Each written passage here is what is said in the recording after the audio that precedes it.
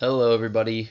This video is going to review chapter 11 section 3, which was over net ionic equations and writing balanced chemical equations. This is a very important part of AP chemistry. We will spend time on this, but again, the purpose of these is to review so you can be ready when that time comes. So let's go ahead and just get started with some examples. This says aqueous solutions of iron 3 chloride and potassium hydroxide are mixed. A precipitate of iron 3 hydroxide forms. Identify the spectator ions and write a balanced net ionic equation for the reaction. So first things first, it's telling us that our two reactants are aqueous, and we know that they are iron 3 chloride and potassium hydroxide. So remember, these are both ionic compounds, so we need to crisscross their charges to write their formulas. Iron 3 implies Fe3 plus. Chloride is Cl. Since it's in group 17, it's a 1 minus. So we need 3 chlorides to balance out the 3 plus from the iron. So my first reactant is FeCl3, and we know it's aqueous, so we put AQ. Now let's look at the second one, potassium hydroxide. Potassium is K, it's in group 1, so it's a +1. Hydroxide is one of those polyatomic ions we need to memorize, which is OH 1 minus. +1 and -1 cancel out to 0, so it's going to give us KOH. And we know that KOH is also an aqueous solution. Now it's telling us that a precipitate of iron 3 hydroxide forms. So this is, hopefully you remember, a double replacement reaction. We have two couples or two compounds that are going to swap positions. Remember, we call that a cation swap. So the cation switches places. So sometimes I would write it like this. I would break it up. Cl minus, K plus, OH minus, and the cations swap positions. Now, the most important part that we usually like to forget is that when we switch these, we have to look at the charges again. So on the right-hand side, we're going to have potassium with chloride, K plus, Cl minus. +1 and -1 cancel out to 0, so it's KCl. And the problem doesn't tell us that that is a precipitate, so it must be aqueous, which again means that it dissolves in the solution. And then we have iron 3 with hydroxide now. So Fe3 plus and OH 1 minus. I'm going to need 3 OHs. So FeOH3.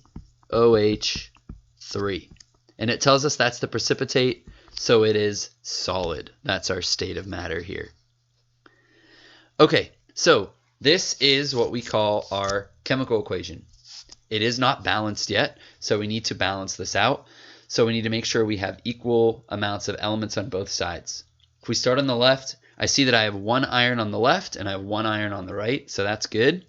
I have 3 chlorides on the left and only 1 on the right, so I'm going to introduce a coefficient of 3 here. So now I have 3 chlorides.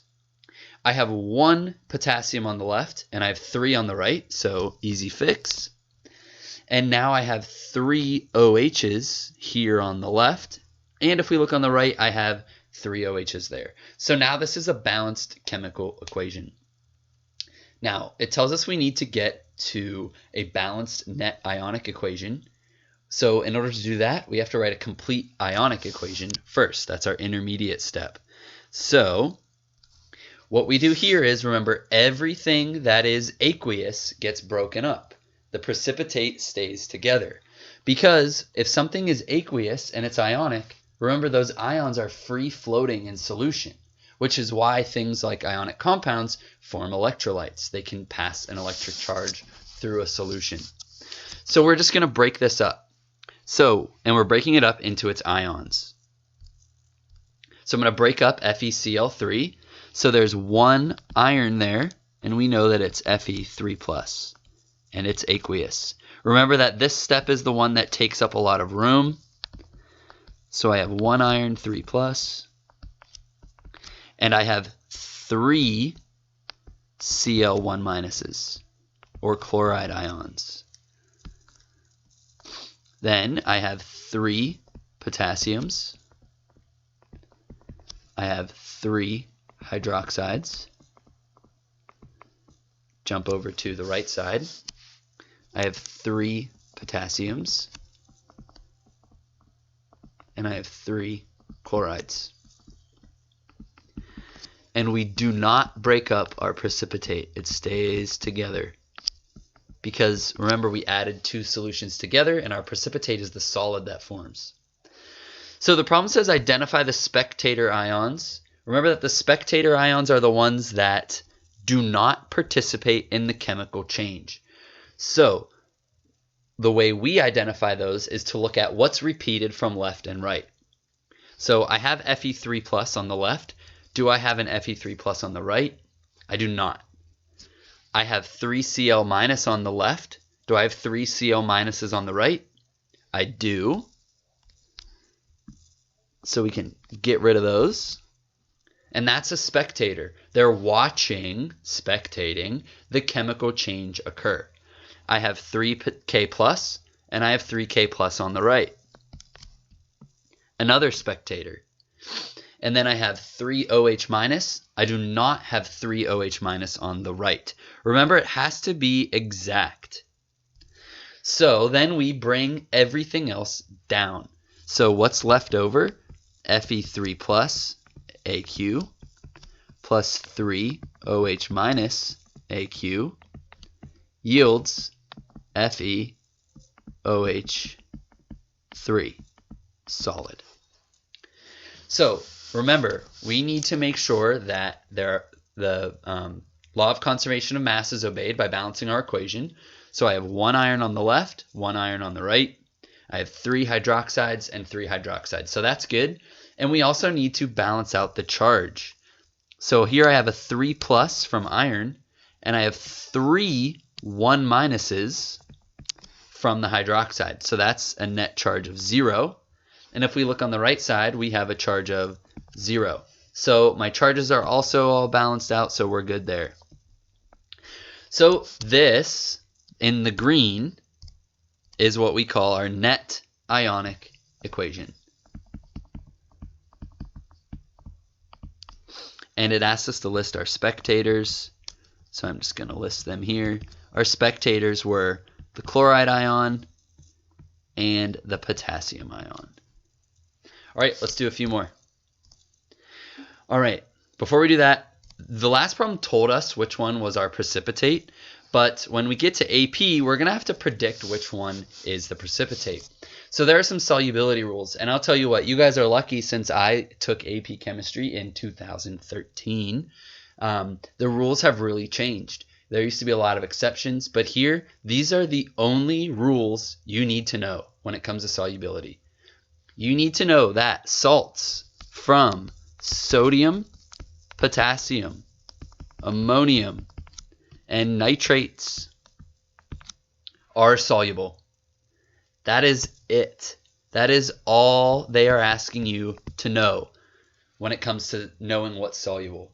So anytime you have a compound that is with potassium, sodium, ammonium, or nitrate, it is soluble. You can assume everything else is insoluble. Let's do an example. Will a precipitate form when aqueous solutions of sodium carbonate and barium nitrate are mixed? So sodium carbonate, again, make sure you know your ions so you can balance out and write formulas properly. Sodium carbonate is Na2CO3, and it told us that it is aqueous, plus barium nitrate, BaNO3 2. And we're going to predict the products. So again, this is a double replacement reaction. Sodium and barium are going to switch places. And again, I like to write these out so it makes things a little simpler. Here are the ions that make these up. And the cations, or the positive ones, are going to switch places. So barium is going to now be with carbonate. So Ba2 plus and CO3 2 minus. 2 plus and 2 minus cancel out. And now sodium is with nitrate.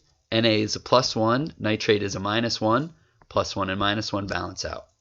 So now we need to just decide which one is the precipitate. So if we look at our rules we just talked about, sodium, potassium, ammonium, and nitrate are soluble.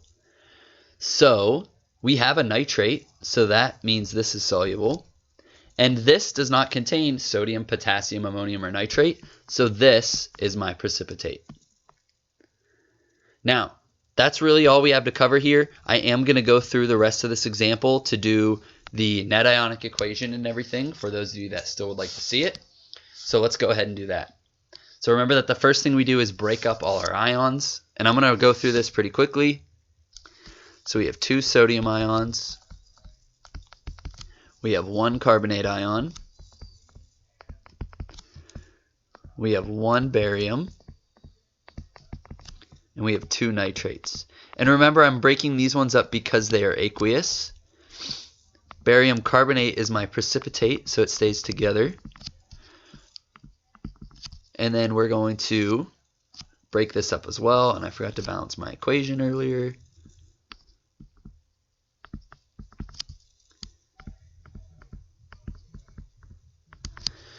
All right, then we want to find our spectator ions. So which ones are repeated on both sides? Well, I have 2 sodiums here, 2 Na plus there, and I have 2 nitrates here, 2 nitrates there.